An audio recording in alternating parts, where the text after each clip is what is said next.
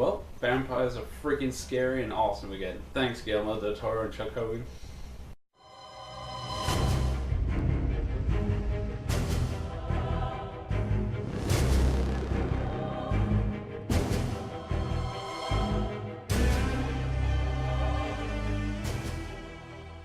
Hey, Horror Night fans and Universal fans alike, I'm the Crazy Englishman, and welcome back to another episode of Halloween Horror World Discussions, where today I'm going to be discussing the possibility and my personal hope that an adaptation in May's form of The Strain will happen.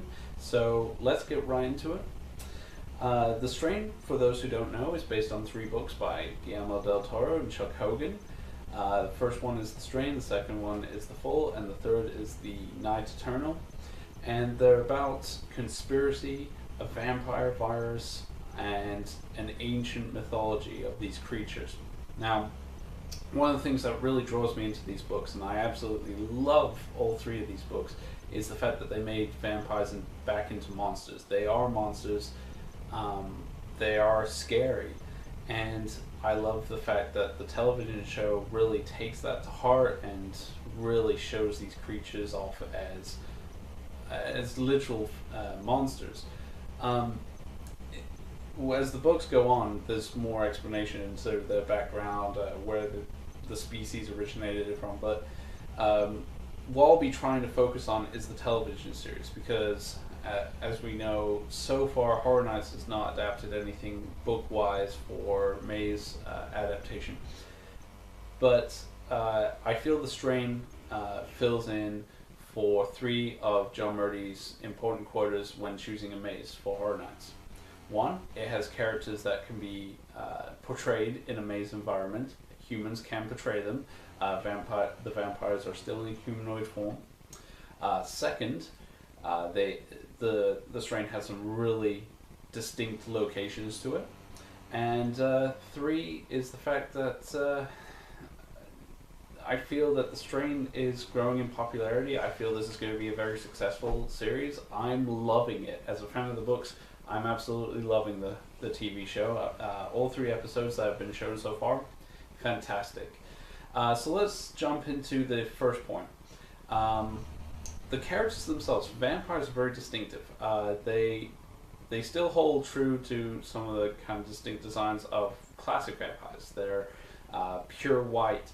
But what puts them apart is when they get infected, they start losing hair and gender-defining parts, so their body becomes smooth.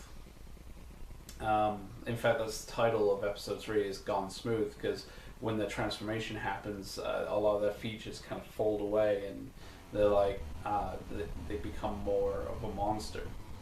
But the other thing that makes these vampires distinct is how they bite. They don't bite like traditional vampires. In fact, they have this really cool organ in their throat that is like a scorpion tail, and it just unwraps almost like a whip, and it goes into the victim's neck and basically feeds like a leech, and you just see it pulsate as the vampire feeds on their victim.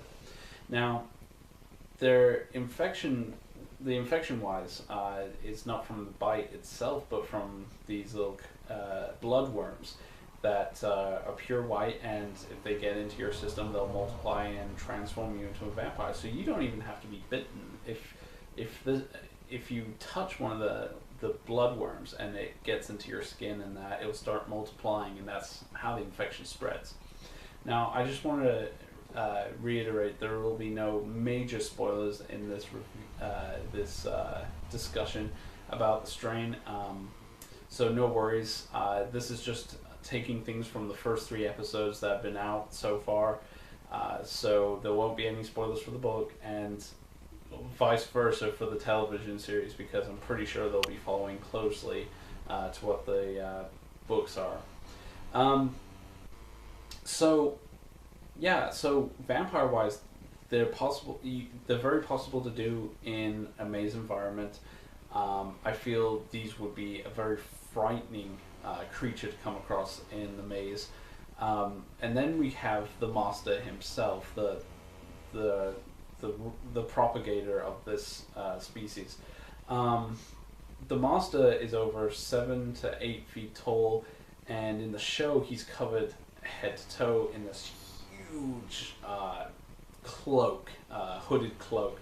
So for the first part you don't even see his face, but you see his giant monstrous hands that can wrap around a man's head, and as he's feeding, his tentacle or appendage it looks like a boa constrictor because it's just so big. So character-wise, there's a lot to really draw from. There's a pool for protagonists. You got Ephraim Goodweather and Nora and Jim Cannon, and you've got a lot of characters you can draw from the series. So location-wise, you got the distinct plain setting. So that's where the infection originates. So you could start off in the long corridor with the inside of the plane that maybe goes into the cargo hold, and maybe the monster attacks you there, or something like that would be really cool. Then you've got CDC, you've got, they haven't shown it yet, and it's not really too much, I don't think this is too much of a spoiler, but you got subway locations where a lot of the feral vampires hide out during the day. So you've got some really cool locations to really draw from.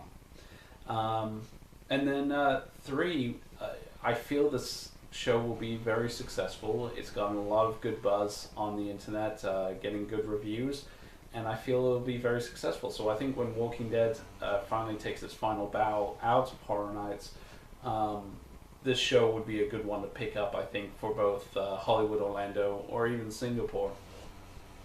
So I would love to see the strain be brought to life at the events. I feel it has a lot of potential to be a very scary maze. These vampires, they're not sparkly, they're not lovesick, they are monsters, they are feral monsters, and I think it's long overdue that vampires have not been scary, and now they are, and this is fantastic to really see the return of the true predator of the night. So I'm really excited if they do a maze. I feel, like I said, I feel this property has a lot of potential, a lot of maze potential, and hopefully Universal sees that. So what do you guys think? I'm interested to see what you guys have thought about the strain. Have you seen it? What do you think? Do you think it should be a maze environment? What are your thoughts? I'd love to know. So until the next time, this is the Crazy Englishman signing off, and if you like this video, please feel free to like and subscribe, and I'll see you guys next time.